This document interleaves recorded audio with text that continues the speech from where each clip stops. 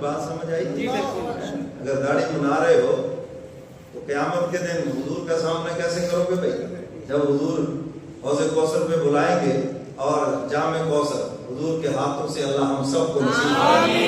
حضور نے پوچھ لیا اچھا پہلے یہ تو بتاؤ کہ میرے چہرے میں نقص کیا تھا؟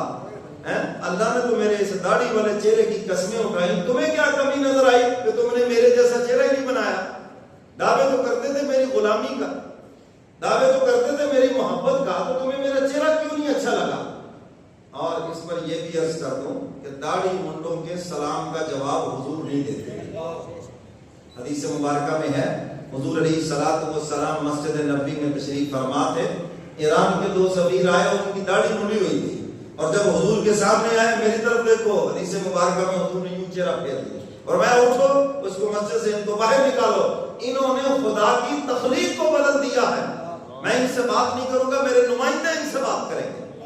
مولانا مفتی رشید احمد صاحب نور اللہ مرقدہ انہوں نے لکھا ہے، فرمایا جو لوگ حج اور عمرے کے لیے جاتے ہیں روضہ رسول پہ جا کے سلام کرتے ہیں، حضور ان کے سلام کا جواب نہیں دیتے۔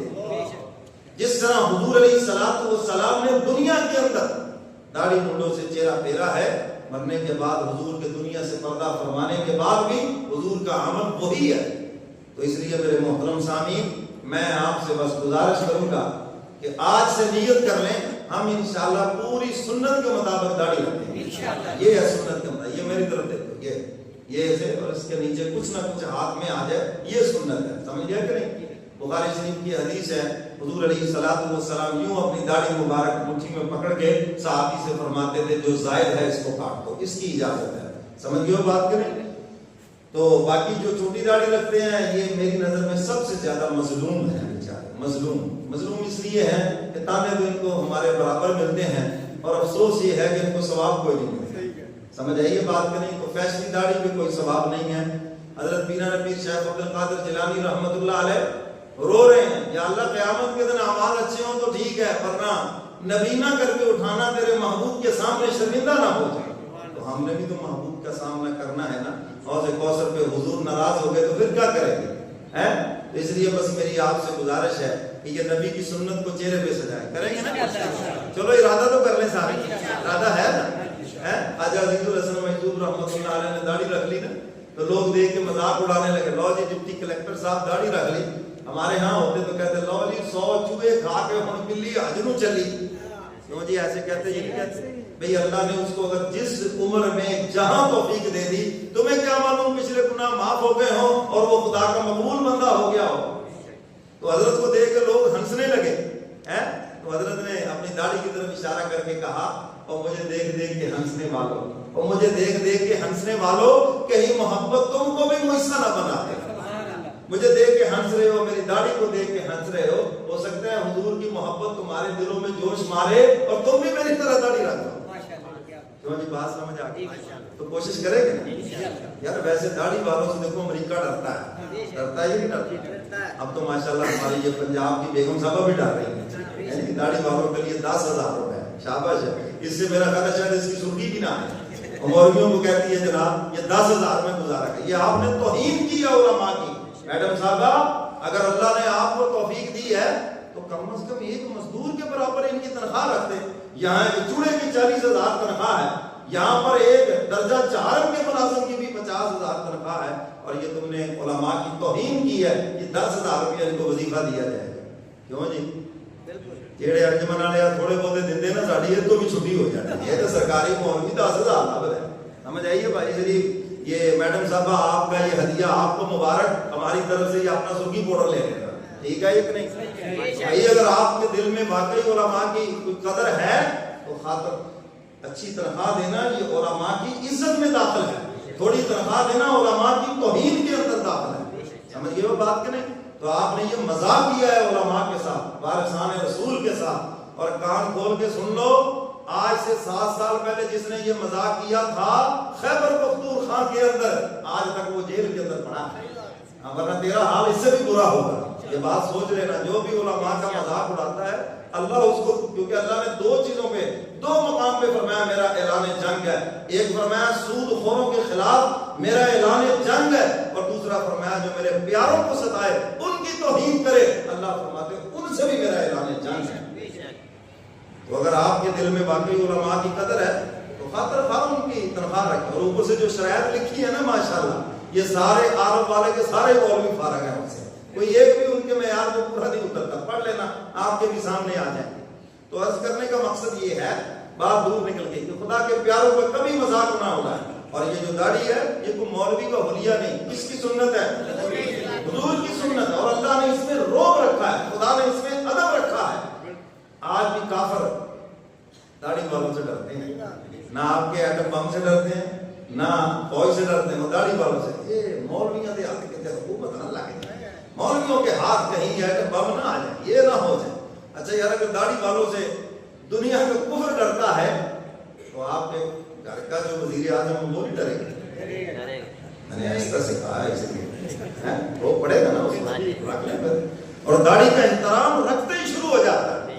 آپ دیکھیں بالکل جاہل آدمی داڑھی رکھ لے, کوئی اس کو صوفی صاحب کہے گا, کوئی اس کو مولوی صاحب کہے گا, کوئی اس کو حافظ صاحب کہے گا, کوئی حاجی صاحب کہے گا. یعنی دیکھیں نبی کی سنت کا احترام کہ داڑھی رکھتے ہی صاحب کا لفظ لگ گیا. اور حدیث مبارکہ میں آتا ہے قبر میں منکر نکیر بھی اس سے احترام سے بات کریں, احترام سے بات کریں گے داڑھی والے سے. تو اس لیے میرے محترم سامعین, یہ نبی کی سنت ہے اور اس کو نبی کی سنت سمجھ کر رکھیں, فیشن بنا کر نہیں.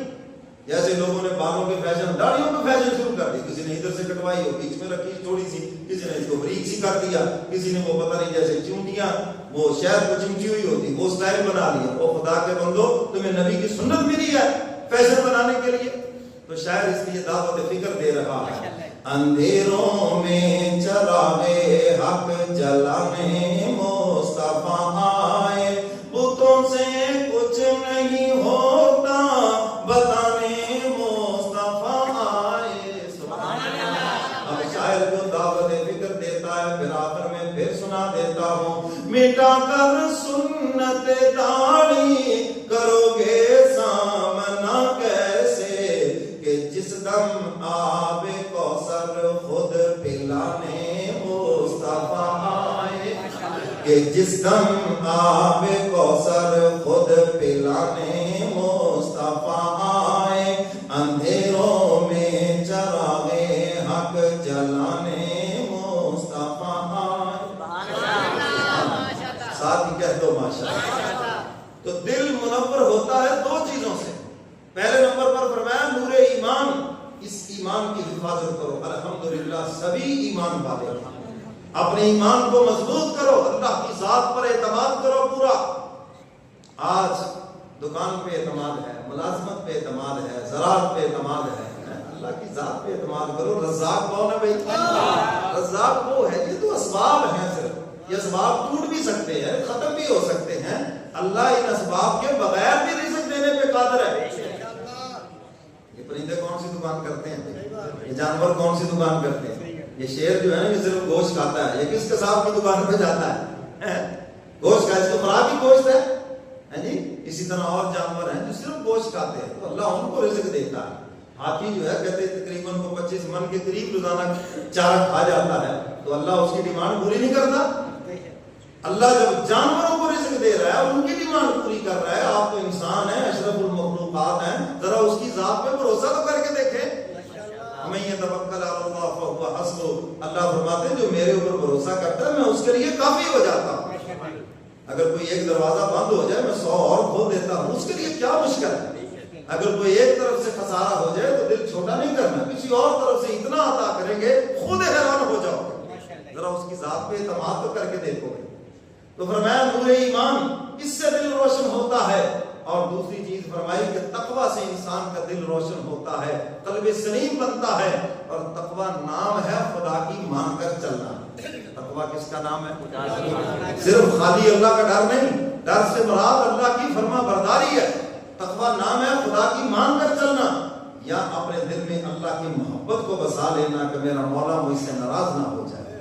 جس کے دل میں اللہ کی محبت بیٹھ گئی, جس کے دل میں اللہ کا ڈر بیٹھ گیا, فرمایا اس کا دل تو روشن ہو گیا. تو ایمان تو سب کے پاس ہے, اگلی چیز ہے نور تقوی.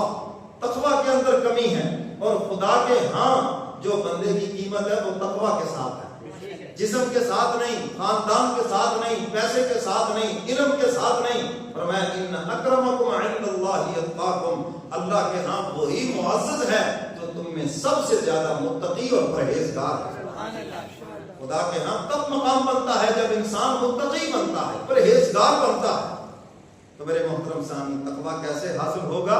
اللہ نے اس کا بھی قانون دے دیا ہے۔ آمنوا اتقوا اللہ وکونوا مع الصادقین، مع الصادقین، سچوں کے ساتھ ہو جاؤ، خدا کے پیاروں کے ساتھ ہو جاؤ، تقوی والوں کے ساتھ ہو جاؤ، خدا سے محبت رکھنے والوں کے ساتھ ہو جاؤ، تو تمہارے دل بھی اسی طرح منور ہو جائے۔ پیاروں کے ساتھ ہو جاؤ، پیاروں سے اپنا دل ملاؤ، یہ بڑی سعادت کی بات ہے۔ جو دور لوگ ہوں، اگر صرف وہ پیاروں سے دل بھی ملا لیں تو دل منور ہو جائے۔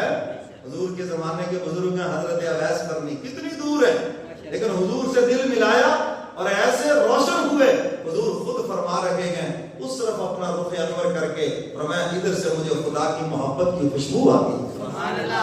سمجھ آئیے بات کریں تو حق تعالیٰ فرماتے ہیں ایمان والو اللہ سے ڈرو اور سچوں کے ساتھ ہو جاؤ، دونوں نعمتیں تمہیں ملیں گی، فرمایا ایمان بھی سلامت رہے گا اور تمہارے دل جو ہے یہ تقوی کے نور سے منور ہو جائیں گے۔ الا من اتى الله بقلب سلیم، پھر تم اس کے مصداق بنو گے، تمہارا قلب سلیم ہوگا، بنا ہوا دل لے کر آؤ گے، اور جو بنا ہوا دل میدان محشر میں لے کر آئیں گے، اللہ خود فرما رہے ہیں یہی لوگ کامیاب ہیں، یہ کامیاب ہو گئے۔